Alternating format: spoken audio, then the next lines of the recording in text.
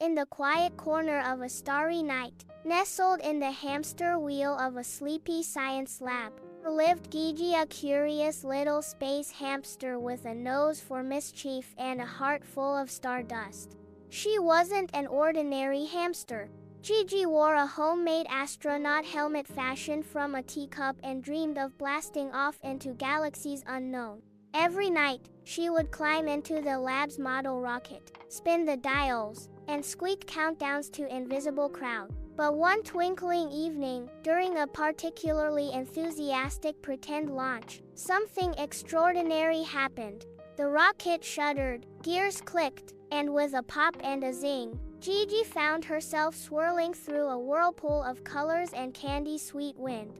The lab disappeared behind her in a blur of rainbow swirls. She landed with a soft splurp on a squishy, pink surface. Around her stretched a horizon of gumdrop hills, cotton candy clouds, and rivers of soda fizz. Above, the sky glowed a gentle raspberry blue, with stars that blinked like jelly beans. Gigi had landed in the Bubblegum Galaxy, a secret corner of the cosmos where everything was sweet, stretchy, and just a little bit sticky. Gigi took one bouncy step forward and found herself stuck to the ground.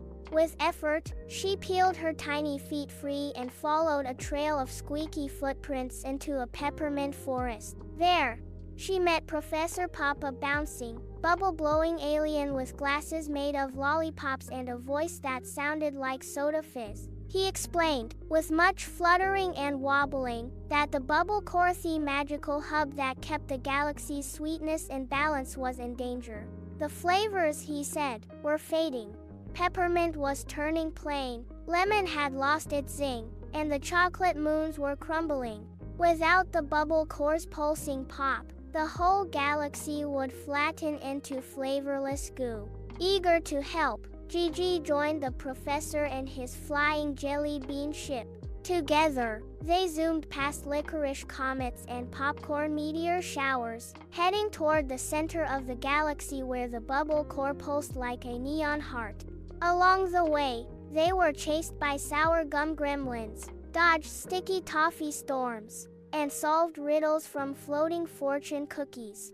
When they reached the core, they found it dim and drooping, wrapped in a web of unsnapped bubblegum strands. Gigi, light and nimble, bounced across the rubbery coils and discovered the problem: a giant plug of unchewed gum lodged in the flavor valve. She wriggled through the taffy gears, squeaked her way down the syrupy tubes, and with one mighty hamster hop, popped the blockage free.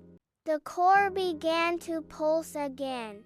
Colors sharpened, flavors brightened, and the sky sparkled like rock candy. A warm wave of fizzy air rushed across the galaxy, carrying the scent of freshly unwrapped sweets. Professor Pop cheered, somersaulting through the air in delight. He awarded Gigi the honorary title of Galactic Chew Master and gave her a tiny medal made of marshmallow and mint. But just as the candy stars began to realign, the jelly bean ship hummed and began to pull her homeward. In a flash of sugar light, Gigi tumbled back into the rocket in the lab, her helmet slightly askew and fur flecked with sugar crystals.